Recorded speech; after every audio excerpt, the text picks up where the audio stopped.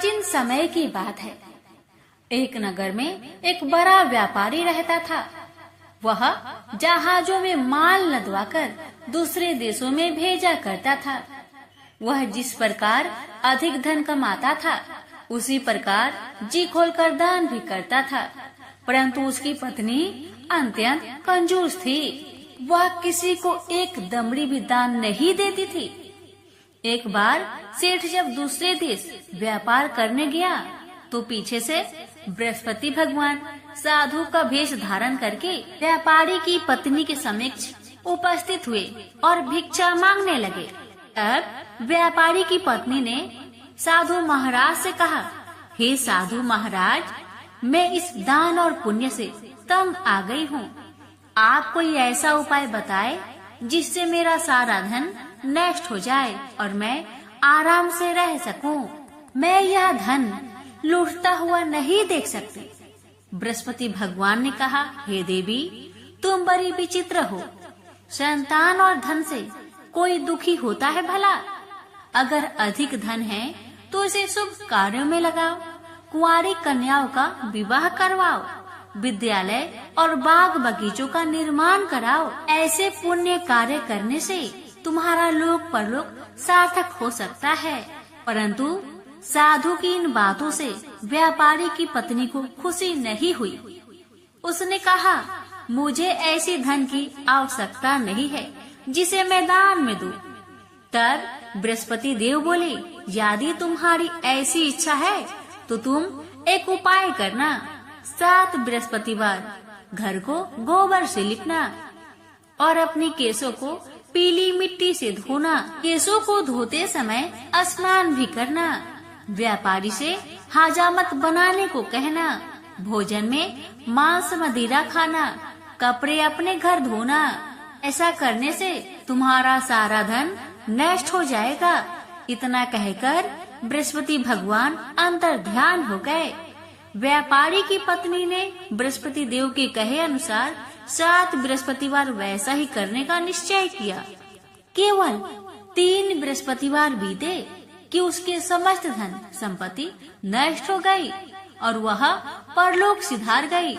जब व्यापारी वापस आया तो उसने देखा कि उसका सब कुछ नष्ट हो चुका है। यह देखकर व्यापारी ने अपनी पुत्री को सत्वाना दी और दूसरे नगर में जाकर बस गया।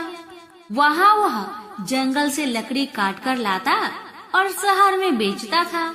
इस तरह वह अपना जीवन व्यतीत करने लगा। एक दिन उसकी पुत्री ने दही खाने की इच्छा प्रकट की, लेकिन व्यापारी के पास दही खरीदने के पैसे नहीं थे। वह अपनी पुत्री को अवशासन देकर जंगल में लकड़ी काटने चला गया। वह एक वृक्ष के नीचे बैठकर अपनी पूर्व दशा पर विचार करके रोने लगा।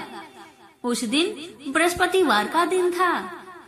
तभी वहाँ बृहस्पति देव साधु के रूप में सेठ के पास आए और बोले, हे मनुष्य, तू इस जंगल में किस चिंता में बैठा है? तब व्यापारी बोला, हे महाराज, आप सब कुछ जानते हैं। इतना कहकर व्यापारी अपनी कहानी सुनाकर रो पड़ा। बृहस्पति भगवान बोले, देखो बेटा, तुम्हारी पत्नी ने बृहस्पति देव का अपमान किया था, इसी कारण तुम्हारा यह हाल हुआ है। लेकिन अब तुम किसी प्रकार की चिंता मत करो। तुम गुरुवार के दिन बृहस्पति देव का पाठ करो। 2 पैसे के चने और गुड़ को लेकर जल के लोटे में शक्कर डालकर वह अमृत और प्रसाद अपने परिवार के सदस्यों और कथा सुनने वालों को बांट दो। स्वयं भी प्रसाद और चरणामृत लो। भगवान तुम्हारा अवश्य कल्याण करेंगे। साधु की बात सुनकर व्यापारी बोला, महाराज, मुझे तो इतना भी नहीं बचता कि मैं अपनी पुत्री को दही लाकर दे सकूं। इस पर साधु महाराज जी बोले, तुम लकड़ियां शहर में बेचने जाना। तुम्हें लकड़ियों के दाम पहले से चौगुने मिलेंगे, जिससे तुम्हारे सारे कार्य सिद्ध हो जाएंगे। उसने लकड़ियां काटी और शहर में लकड़ियां बेचने चल पड़ा। उसकी लकड़ियां अच्छे दाम में बिक गई, जिससे उसने अपनी पुत्री के लिए दही लिया और साथ ही साथ गुरुवार की कथा हेतु चना गुड़ लेकर कथा की और प्रसाद बांटकर स्वयं भी खाया। उसी दिन से उसकी सभी कठिनाइयां दूर होने लगी। परंतु अगले बृहस्पतिवार को वह कथा करना भूल गया। अगले दिन वहाँ के राजा ने एक बड़े यज्ञ का आयोजन कर पूरे नगर के लोगों के लिए भोजन का आयोजन किया। राजा की आज्ञा अनुसार पूरा नगर राजा के महल में भोज करने गया, लेकिन व्यापारी व उसकी पुत्री तनिक विलंब से पहुँचे। अतः उन दोनों को राजा ने महल में ले जाकर भोजन कराया। जब वे दोनों लौटकर आए तब रानी ने देखा कि उनका खूंटी पर टंगा हार गायब है। रानी को व्यापारी और उसकी पुत्री पर संदेह हुआ कि उसका हार उन दोनों ने ही चुराया है। रानी ने सारा कहानी राजा को सुनाया। फिर राजा की आज्ञा से उन दोनों को कारावास की कोठरी में कैद कर दिया गया। कैद में पड़कर दोनों अत्यंत दुखी हुए। वहाँ उन्होंने बृहस्पति देवता को याद किया। बृहस्पति देव ने प्रकट होकर व्यापारी को उसकी भूल का आभास कराया और उन्हें सलाह दी कि गुरुवार के दिन कैद खाने के दरवाजे पर तुम्हें 2 पैसे मिलेंगे। उनसे तुम चने और मुनक्का मंगवाकर विधि पूर्वक बृहस्पति देवता का पूजन करो, तुम्हारे सब दुख दूर हो जाएंगे। बृहस्पतिवार को कैद खाने के द्वार पर उन्हें 2 पैसे मिले। बाहर सड़क पर एक स्त्री जा रही थी। व्यापारी ने उसे बुलाकर गुड़ और चने लाने को कहा। इस पर वह स्त्री बोली, मैं अपनी बहू के लिए गहने ले जा रही हूँ, मेरे पास समय नहीं है। इतना कहकर वह आगे चली गई। थोड़ी देर बाद वहाँ से एक और स्त्री निकली। व्यापारी ने उसे बुलाकर कहा कि हे बहन, मुझे बृहस्पतिवार की कथा करनी है, तुम मुझे 2 पैसे का गुड़ और चना लाकर दो। बृहस्पति देव का नाम सुनकर वह स्त्री बोली, भाई मैं तुम्हें अभी गुड़ और चना लाकर देती हूँ। मेरा इकलौता पुत्र मर गया है, मैं उसके लिए कफन लेने जा रही थी, लेकिन मैं पहले तुम्हारा काम करूँगी और उसके बाद मैं अपने पुत्र के लिए कफन लाऊंगी। वह स्त्री बाजार से व्यापारी के लिए गुड़ चना ले आई और स्वयं भी बृहस्पति देव की कथा सुनी। कथा समाप्त होने पर वह स्त्री कफन लेकर अपने घर गई। घर पर लोग उसके पुत्र की लाश को राम नाम सत्य है कहते हुए शमशान ले जाने की तैयारी कर रहे थे। स्त्री बोली, मुझे अपने लड़के का मुख देख लेने दो। अपने पुत्र का मुख देखकर उस स्त्री ने उसके मुंह में प्रसाद और चंद्रामृत डाला। प्रसाद और चंद्रामृत के प्रभाव से वह पुनः जीवित हो गया। पहली स्त्री जिसने बृहस्पति देव का निरादर किया था, वह जब अपने पुत्र की विवाह हेतु पुत्र वधू के लिए गहने लेकर लौटी और जैसे ही उसका पुत्र घोड़ी पर बैठकर निकला, वैसे ही घोड़ी ने ऐसी उछाल मारी कि वह घोड़ी से गिरकर मर गया। जहाँ देख स्त्री रो रो कर बृहस्पति देव से क्षमा याचना करने लगी। उस स्त्री की याचना से बृहस्पति देव साधु के वेश में वहाँ पहुंचकर कहने लगे, देवी तुम्हें अधिक विलाप करने की आवश्यकता नहीं है, यह बृहस्पति देव का अनादर करने का कारण हुआ है। तुम वापस जाकर मेरे भक्त से क्षमा मांगकर कथा सुनो, तब ही तुम्हारी मनोकामना पूर्ण होगी। जेल में जाकर उस स्त्री ने व्यापारी से माफी मांगी और कथा सुनी। कथा के उपरांत वह प्रसाद और चंद्रामृत लेकर अपने घर वापस आई। घर आकर उसने चंद्रामृत अपने मृत पुत्र के मुख में डाला। चंद्रामृत के प्रभाव से उसका पुत्र भी जीवित हो उठा। उसी रात बृहस्पति देव राजा के सपने में आए और बोले, हे राजन, तूने जिस व्यापारी और उसके पुत्री को जेल में कैद कर रखा है वह बिल्कुल निर्दोष है। तुम्हारी रानी का हार वहीं खूंटी पर टंगा है। दिन निकला तो राजा रानी ने हार पर खूंटी लटका हुआ देखा। राजा ने उस व्यापारी और उसकी पुत्री को रिहा कर दिया और उन्हें आधा राज्य देकर उसकी पुत्री का विवाह उच्च कुल में करवाकर दहेज में हीरे जवाहरात दिए। हे बृहस्पति भगवान, आपकी कथा कहने वाले, सुनने वाले, पुकार भरने वाले सभी भक्तों की अपनी सभी मनोकामना को पूर्ण करना। प्रेम से बोलिए बृहस्पति भगवान की जय। आप श्रवण करें बृहस्पतिवार व्रत की आरती। ओम जय बृहस्पति देवा, ओम जय बृहस्पति देवा, जय बृहस्पति देवा। छिन छिन भोग लगाऊं कदली फल मेवा। ओम जय बृहस्पति देवा। तुम पूर्ण परमात्मा, तुम अंतर्यामी, जगत पिता जगदीश्वर, तुम सबके स्वामी। ओम जय बृहस्पति देवा। चनरामृत निज निर्मल, सब पातके हरता, सकल मनोरथ दायक, कृपा करो भरता। ओम जय बृहस्पति देवा, जय बृहस्पति देवा। तन मन धन अर्पण करे जो जन शरण परे, प्रभु प्रकट तब होकर आकर द्वार खरे। ओम जय बृहस्पति देवा, जय बृहस्पति देवा। दीन दयाल दयानिधि, भक्तन हितकारी, पाप दोष सब हरता, भव बंधन हारी। ओम जय बृहस्पति देवा, जय बृहस्पति देवा। सकल मनोरथ दायके, सब संचय तारो, विषय विकार मिटाओ, संतन सुखकारी। ओम जय बृहस्पति देवा, जय बृहस्पति देवा। जो कोई आरती तेरी प्रेम सहित गावे, जो कोई आरती तेरी प्रेम सहित गावे, ज्येष्ठानंदे बंद सो निश्चय पावे। ओम जय बृहस्पति देवा, जय बृहस्पति देवा। भगवान भावना के भूखे हैं। दक्षिण भारत में स्थित कांचीपुरी में चोल वंशीय राजाओं का राज्य था। तत्कालीन चोल राजा भगवान विष्णु का बड़ा भक्त था। वह अनंत शयन मंदिर में भगवान विष्णु की पूजा राजकीय अलंकरणों से किया करता था।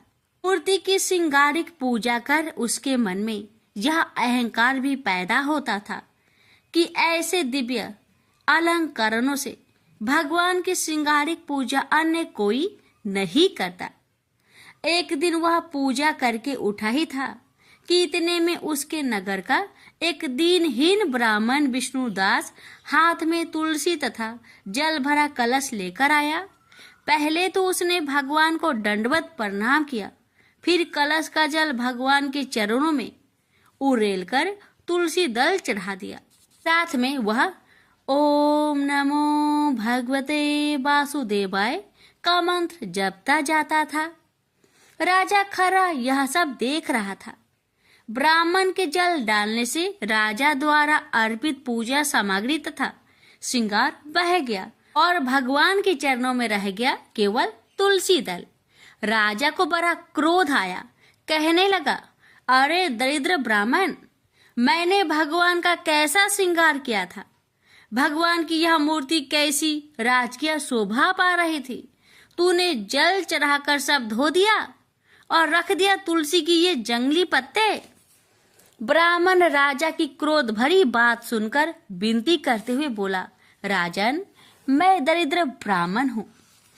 आप जैसे श्रृंगारिक पूजा का साधन मेरे पास कहाँ है।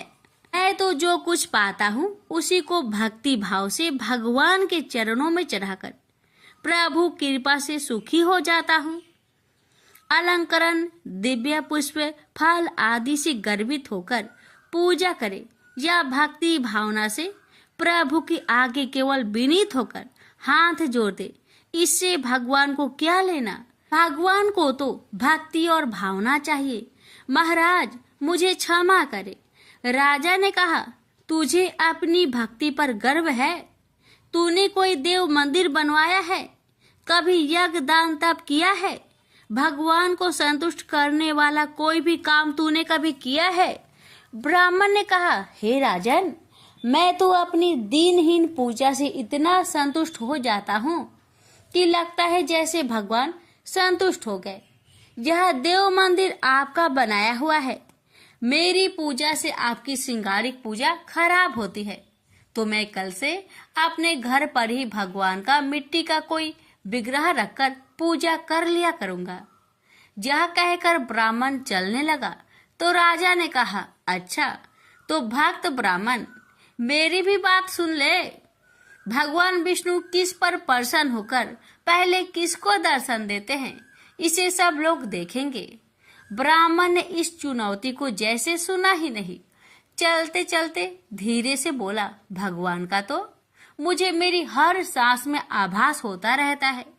मैं तो अपने मन में उनका नित्य दर्शन करता रहता हूँ, दूसरों से मुझे क्या लेना। ब्राह्मण अपनी कुटिया में चला गया, राजा राजमहल में चला गया।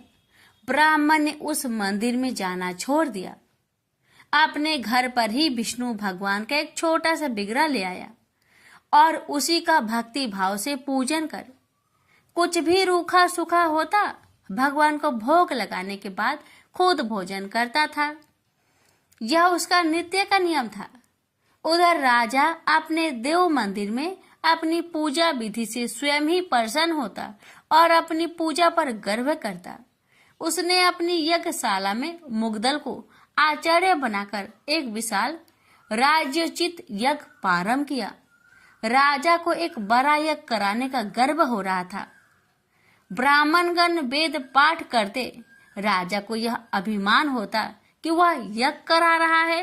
एक दिन ब्राह्मण पूजा पाठ करने के बाद भगवान को भोग लगाने को जैसे ही उठा कि सारा का सारा खाना एक मड़ियल सा भिखारी खाकर भाग गया। ब्राह्मण हट प्रभ, अब क्या करे, भगवान को क्या भोग लगाए, दोबारा रसोई बनाए तो देर होगी और संध्या का समय समाप्त हो जाएगा।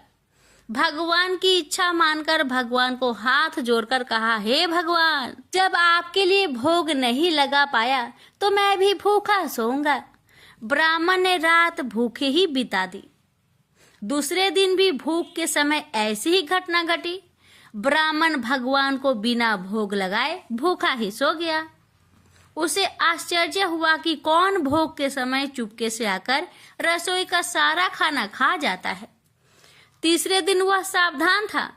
भोग के समय जैसे ही वह भूखा ब्राह्मण आया और खाना लेकर भागने लगा कि उसने उसे पकड़ लिया। उसकी दयनीय दशा देखकर कहा, दरिद्र नारायण, इस प्रकार चुपके से चोरी से खाना क्यों ले जा रहे हो? आओ बैठो, भगवान का भोग लगाने के बाद जो कुछ भी रूखा सूखा है बैठकर प्रेम से खाकर अपनी भूख मिटाओ। अब मैं आपको ऐसे न जाने दूंगा। बैठो और प्रेम से भोजन करो। मैं समझूंगा मेरे नारायण स्वयं प्रत्यक्ष भोग स्वीकार कर रहे हैं। यह कहकर उसने उस भूखे ब्राह्मण को आसन पर बैठाया और खाना परोसकर हाथ जोड़कर बैठ गया। इतने में ही उसे भूखे ब्राह्मण ने अपना स्वरूप बदला और वह साक्षात विष्णु के रूप में विराजमान हो गया। साक्षात भगवान विष्णु को आपने यहाँ भोग ग्रहण करते देख वह ब्राह्मण उनके चरणों में गिर पड़ा। उसे उठाते हुए भगवान विष्णु ने कहा, उठो मेरे प्यारे भक्त, मैं चोल राजा के यहाँ भी रोज जाता था, मगर वहां से मुझ दीनहीन दरिद्र को भगा दिया जाता था। उस राजसी अहंकारी यज्ञ में राजपुरुषों, दरबारियों, कर्मकांडी ब्राह्मणों की प्रतिष्ठा है। अपने को भक्त कहलाने का दिखावा है। वहां से दीनहीन तथा भूखे भगा दिए जाते हैं। जाओ चोल महाराज से कह दो कि भगवान विष्णु मेरे यहाँ आए हैं, आकर दर्शन कर ले। मैं तब तक यहीं बैठा रहूंगा। ब्राह्मण गदगद होकर भागा भागा चोल नरेश के पास गया और कहा, हे राजन, भगवान विष्णु मेरे यहाँ बैठे हैं, चलिए आपको दर्शन देने के लिए बुला रहे हैं। यह सुनकर राजा हंसा, लेकिन महर्षि मुग्दल भगवान की यह माया समझ रहे थे। उन्होंने राजा से कहा, हे राजन, ब्राह्मण की बात सच मानकर चलिए, मैं भी चलता हूँ। भगवान की लीला निराली है, चलिए चलकर देखते हैं। चोल राजा ऋषि मुग्दल तथा वह ब्राह्मण चलकर जब उस झोपड़े में आए तो देखा कि भगवान विष्णु भोजन कर रहे थे। राजा ने आश्चर्य से हाथ जोड़कर कहा, प्रभु, मैं आपका दर्शन पाने तथा आपका प्रसाद ग्रहण करने को कितने दिनों से जब तब पूजा यज्ञ कर रहा हूँ। केवल दुर्लभ राजभोग छोड़कर आप यहाँ इस ब्राह्मण का रूखा सूखा भोजन ग्रहण कर रहे हैं? क्यों? भगवान ने हंसकर कहा, हे राजन, तुम्हारे पूजा अर्चना यज्ञ तप में राजसी अहंकार है, एक दिखावा है। इस ब्राह्मण की दरिद्रता में विनम्र भक्ति है, दिखावा नहीं, भावना है, विहल प्रेम है। मैं तो निरहंकारी भक्ति तथा भावना का भूखा हूँ, इसलिए यह प्रेम प्रसाद ग्रहण कर रहा हूँ। तुम्हारी पूजा अंत मरण की नहीं है, दिखावे की है। भगवान की यह बात सुनकर राजा को ज्ञान हुआ। जब तक राजसी वैभव से जुड़ा रहूंगा, यह अहंकार बना रहेगा। इसलिए राजा ने अपने पुत्र को राज्य सौंपकर वनप्रस्थी जीवन बिताने तथा आडंबरहीन भक्ति करने किसी आश्रम में चले गए। प्रेम से बोलिए विष्णु भगवान की जय। आजामिल एक सदाचारी ब्राह्मण था। वह कन्याकुब्ज प्रदेश में रहता था। प्रारंभिक जीवन वह बहुत ही सदाचारी तथा ब्राह्मणोचित कर्म करने वाला था। दुर्योग से एक बार वह किसी दासी के प्रेम में पड़ गया और उसे अपनी पत्नी बनाकर रहने लगा। उसकी कुसंगति के कारण उसके विचार दूषित हो गए और दुष्कर्मों से वह अपनी जीविका चलाने लगा। वह लूटपाट तथा हत्या जैसे बुरे कर्मों में हमेशा लगा रहता था। दासी से इसके 10 पुत्र थे। उनमें से सबसे छोटे पुत्र से उसे बड़ा मोह था। उसका नाम उसने नारायण रखा था। अक्सर वह उसे हमेशा नारायण नारायण कहकर पुकारता था। उसके अन्य बेटा उसकी कोई परवाह नहीं करते थे तथा वे भी उसी की तरह दुष्ट कर्मों में लगे रहते थे। पत्नी भी नीच संस्कारों की थी, अतः वो भी कभी आजमील को मना नहीं करती थी कि बुरे और निंदित कर्म मत करो। अच्छे और भले कर्मों से जो उपार्जित करोगे उसी में रूखा सूखा खाकर जैसा भी होगा हम अपना तथा अपने परिवार का भरण पोषण करेंगे। पत्नी तथा अन्य संतानों की तरफ से निंदित कर्मों का बढ़ावा देने के कारण अजामिल और भी बुरे कर्मों में लगा रहा। चोरी, झूठ, लूटपाट तथा हत्या जैसे जघन्य कर्मों के साथ वह मद्यपान भी अधिक करने लगा, जिससे उसका स्वास्थ्य भी खराब हो गया। एक बार वह बहुत बीमार पड़ा। उसकी सेवा के लिए कोई भी ना आता था। अब उसे पता लगा कि जिनके भरण पोषण के लिए वह निंदित कर्म करता रहा, वही लोग अब उसे पूछते तक नहीं। बीमारी के कारण वह आसक्त होकर खाट पर ही पड़ा रहता था। उसमें स्वयं उठने बैठने तथा चलने फिरने की शक्ति भी नहीं रही। छोटा बेटा नारायण ही उसकी पुकार सुनकर उसके पास आता और उसकी बात सुनता था, इसलिए वह हमेशा उसको ही नारायण नाम लेकर पुकारता था। उसको असाध्य रोग हो गया था। एक दिन उसे जब आभास हुआ कि अब वह नहीं बचेगा और उसका प्रांत हो जाएगा, तो व्याकुल होकर वह अपने छोटे पुत्र को नारायण नारायण कहकर पुकारने लगा। जब तक नारायण उसके पास नहीं पहुंचा, उसने नारायण नारायण की रट लगाई रखी। जब उसके पास आया तो जीवन से निराश विहल हो उसका हाथ पकड़कर कहा, नारायण नारायण तू आ गया है। इतना कहते ही उसका प्रांत हो गया। शरीरांत होने पर उसके जीव को लेने के लिए यमदूत आ पहुंचे और वे अजामिल के जीवन को लेकर यमलोक चले जाए।